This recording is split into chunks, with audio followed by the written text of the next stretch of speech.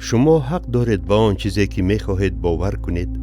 درباره جهان و مضمون نیکی و بدی تصورات خود را داشته باشید. فرق ندارد که شما به کدام دین اعتقاد دارید. چی شما را از جهت روحانی آرامش می بخشد.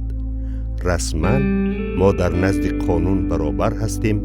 حقوقهای برابر داریم. همه ما شهروندان این کشوریم و این ما را متحد می نماید. اصلاً این اساس خودی تمدن است و نباید در راه بالاروی معنوی و کسبی شما یا دیگران قرار گیرد.